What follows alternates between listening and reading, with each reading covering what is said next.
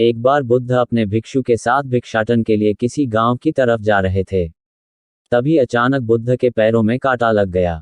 कांटा इतना तीक्ष्ण था कि चुभते ही रक्त की धार निकलने लगी।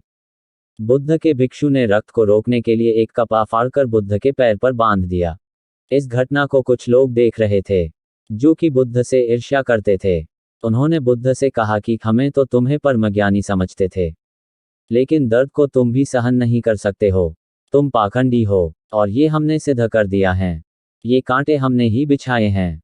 इस गांव में तुम्हारा स्वागत नहीं, तिरस्कार होगा। इस गांव में तुमको कोई भिक्षा नहीं मिलेगी। बुद्ध ने उन लोगों से अनुरोध किया कि कृपया करके मुझे इस गांव से भिक्षा लेने दो। बुद्ध के ईर्ष्यालुओं ने बुद्ध का उपहास बनाते हुए कहा कि अगर तुम्हें भिक्षाटन के लिए इस गांव में आना है, तो तुम्हें अपने रक्त की बलिदानी देनी होगी। तुमको इस कांटों के रास्ते से गुजरना होगा।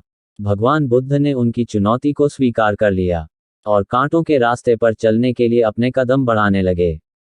बुद्ध मुस्कुराते हुए कांटों पर चलने लगे। बुद्ध के साहस को देखकर गांव वाले चकित रह गए। कुछ लोगों की आंखें फटी की फटी रह गई। गांव वाले सोचने लगे कि बुद्ध भिक्षा के लिए दूसरे गांव भी जा सकते थे, तो फिर कांटों पर चलकर क्या साबित करना चाहते हैं। गांव वाले बुद्ध के संदेश को इतनी जल्दी नहीं समझ पाए।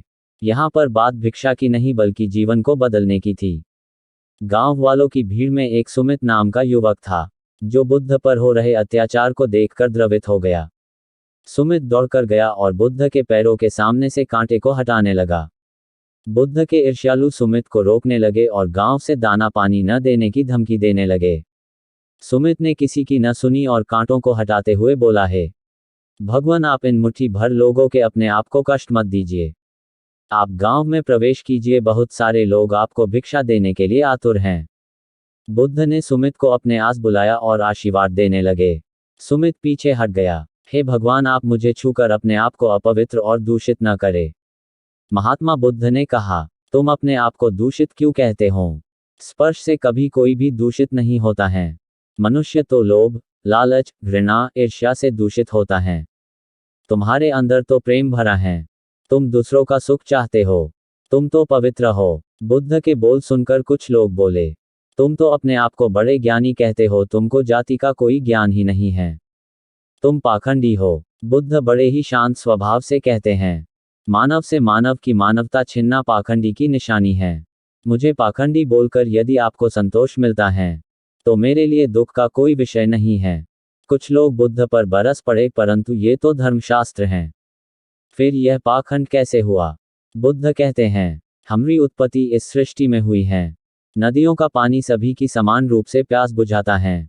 खुले जंगलों की हवा भी भेदभाव नहीं करती है। खुला आसमान हमारे पिता के समान हमारी परवरिश करता है। सृष्टिकर्ता ने भी कोई भेदभाव नहीं किया है, फिर हम इंसान कौन होते हैं भेदभाव करने वाले? मानव मानव में भेद करके अपने संबंधों को बिगाड़ता है। बुद्ध के वचन के बाद कुछ लोग कहते हैं, अगर आप इतना ही कहते हैं तो सुमित को अपना भिक्षु क्यों नहीं बना लेते हैं? बुद्ध ने कहा कि अच्छा सुझाव है। अगर सुमित तुम चाहते हो तो तुम मेरा भिक्षु बन सकते हो। बुद्ध के आमंत्रण पर सुमित पहला नीच जाति का बौद्ध भिक्षु बनता है।